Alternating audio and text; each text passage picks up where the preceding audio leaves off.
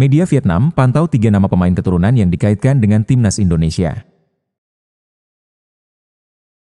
Kebusukan Bahrain bikin satu Asia waspada. Kelvin Verdong terheran-heran kenapa negara di zona Asia suka buang waktu. Media Arab Saudi frustrasi jelang timnas Arab Saudi hadapi timnas Indonesia. Bos Persija siap lepas Rizky Ridho.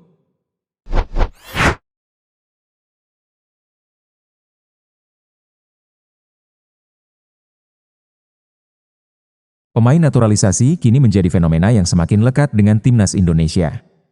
Setelah banyak pemain keturunan yang memperkuat merah putih, tren ini menarik perhatian negara-negara pesaing, termasuk Vietnam. Di bawah arahan pelatih Sintayong, skuad Indonesia terus mengalami peningkatan kualitas yang signifikan. Perkembangan ini membuat media Vietnam seperti Sohaven memantau siapa saja pemain keturunan yang mungkin bergabung dengan timnas. Meski belum ada konfirmasi resmi dari PSSI, Sohaven menyebut ada 3 nama baru yang dikaitkan dengan timnas Indonesia. Salah satu yang menjadi sorotan adalah Ula Romeni, striker yang saat ini bermain untuk FC Utrecht. Pemain berusia 24 tahun tersebut mengakui telah berdiskusi dengan PSSI terkait kemungkinan dinaturalisasi. Jika proses ini berhasil, Romeni berpotensi menambah daya serang timnas Indonesia. Romeni memiliki rekam jejak yang cukup impresif di level timnas Belanda. Ia pernah memperkuat Belanda U15, U18, U19 hingga U20, menunjukkan kualitas yang konsisten di berbagai level usia. Dengan pengalamannya itu, Romeni bisa menjadi salah satu aset penting di lini depan Indonesia. Media Vietnam bahkan menyebut bahwa kehadirannya akan memberikan dorongan besar bagi skuad merah putih.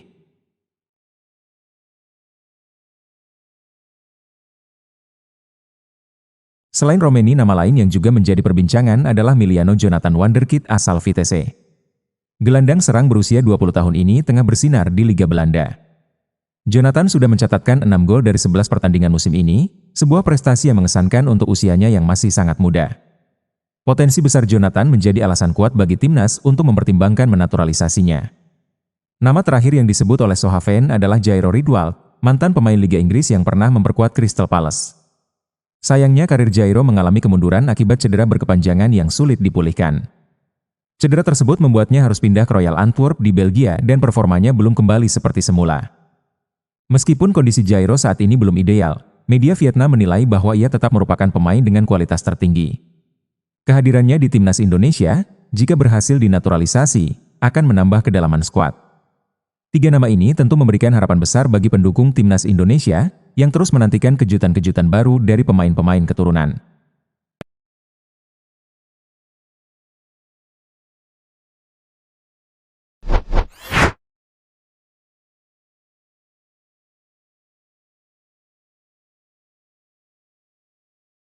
Aksi Bahrain dalam laga melawan timnas Indonesia telah menimbulkan kontroversi yang merugikan skuad Garuda. Keputusan yang melibatkan Bahrain membuat banyak negara di Asia mulai waspada. Salah satunya adalah Korea Selatan melalui media Sport Chosun yang memperhatikan bahwa situasi ini dapat merugikan Indonesia.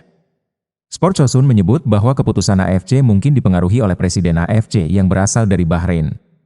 Syekh Salman bin Ibrahim Al Khalifa, Presiden AFC sejak 2013 memang merupakan tokoh sepak bola asal Bahrain. Media Korea tersebut mempertanyakan apakah posisinya sebagai Presiden AFC akan menguntungkan Bahrain dalam konflik ini. Di sisi lain, kritik keras juga datang dari media sosial X melalui akun Irak Football POD yang mewakili pandangan media Irak. Mereka mengkritik keputusan AFC yang mempertimbangkan permintaan Bahrain.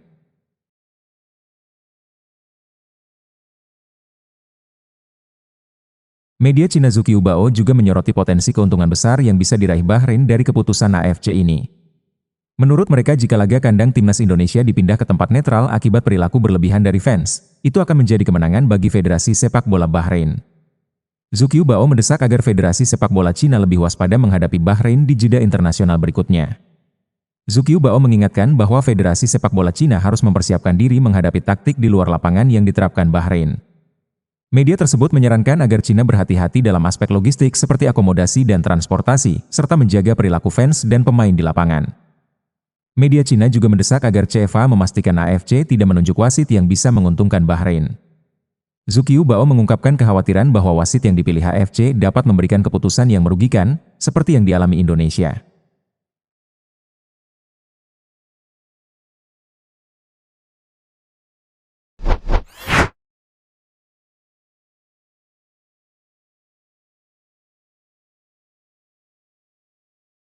Kelvin Verdong baru-baru ini mengungkapkan kekecewaannya terhadap gaya bermain beberapa negara di zona Asia. Menurutnya, taktik membuang waktu yang seringkali diterapkan merusak kualitas permainan. Ia menyebut taktik tersebut tidak hanya menghalangi tim lawan yang ingin bermain dengan intensitas tinggi, tetapi juga membuat pertandingan kehilangan daya tarik. Bagi Verdong, kompetisi di level internasional seharusnya mencerminkan semangat sportivitas yang tinggi. Verdong menyoroti bahwa sepak bola adalah permainan yang seharusnya dimainkan dengan kecepatan dan ketegasan. Ketika tim-tim tertentu berusaha memperlambat permainan, menurutnya itu merusak alur permainan yang seharusnya menghibur penonton. Gaya bermain yang menunda-nunda waktu sering terlihat di beberapa negara Asia, dianggapnya sebagai langkah mundur bagi perkembangan sepak bola di kawasan tersebut. Ia berharap ke depannya AFC lebih tegas dalam menindak taktik negatif semacam ini.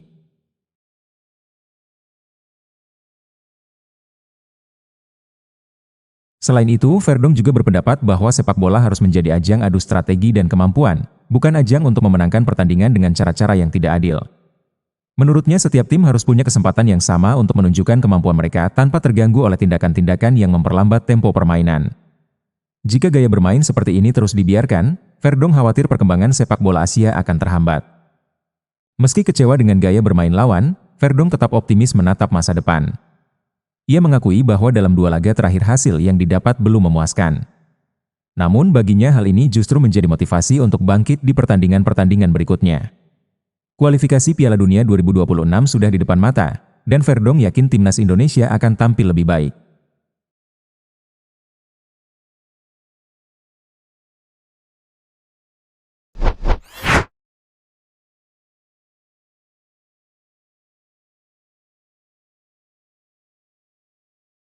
Media Arab Saudi sedang diliputi rasa frustrasi menjelang pertandingan Timnas Arab Saudi dan Timnas Indonesia bulan depan.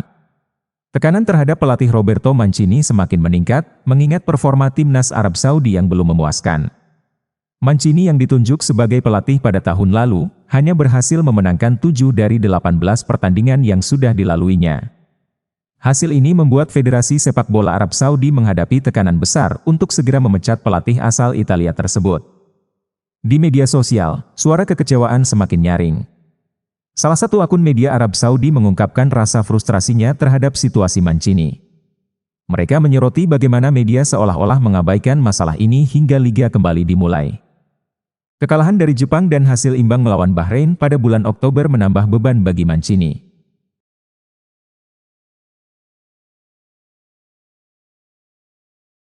Desakan untuk memecat Mancini datang dari berbagai pihak, terutama setelah 3 pertandingan tanpa kemenangan. Banyak penggemar kecewa dengan performa tim nasional Saudi yang terus mengalami penurunan. Meski demikian, hingga saat ini Mancini masih memegang jabatannya sebagai pelatih Arab Saudi. Menurut media tersebut, tekanan dari fans terus meningkat seiring dengan hasil minor yang didapatkan tim. Namun Federasi Sepak Bola Arab tidak bisa bertindak gegabah dalam menentukan nasib Mancini. Laporan menyebutkan bahwa untuk memecatnya, Federasi Sepak Bola Arab harus mengeluarkan biaya sebesar 30 juta euro. Angka tersebut tentu menjadi pertimbangan besar bagi federasi, terutama karena memecat Mancini dapat menyebabkan ketidakstabilan tim menjelang kualifikasi Piala Dunia. Situasi ini menempatkan Federasi Sepak Bola Arab dalam dilema antara mempertahankan Mancini atau mencari pelatih baru.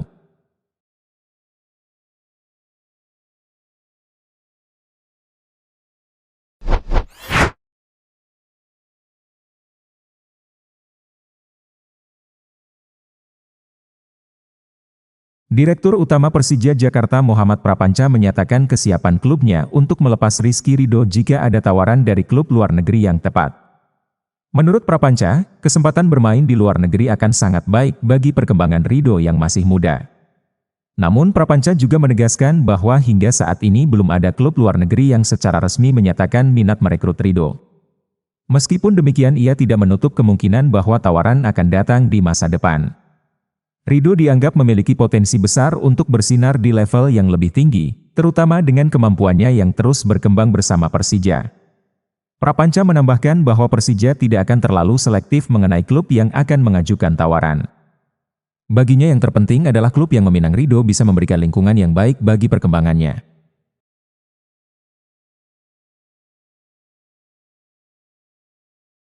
Selain itu, Persija akan mempertimbangkan kecocokan biaya transfer dan keinginan Ridho sendiri untuk pindah. Jika tawaran yang datang sesuai dengan harapan Persija dan Ridho, maka klub akan dengan senang hati mempersilakan pemain berbakat itu untuk berkarir di luar negeri. Prapanca menyebut bahwa keputusan tersebut harus saling menguntungkan bagi semua pihak, baik klub, pemain maupun pihak yang ingin merekrut. Rizky Ridho sendiri adalah salah satu pemain muda berbakat di Persija Jakarta yang terus menunjukkan peningkatan performa. Dengan potensi besar yang dimilikinya, kesempatan bermain di luar negeri bisa menjadi langkah penting dalam karirnya. Prapanca dan Persija pun bersikap terbuka terhadap segala kemungkinan yang bisa mengembangkan karir Ridho ke level berikutnya.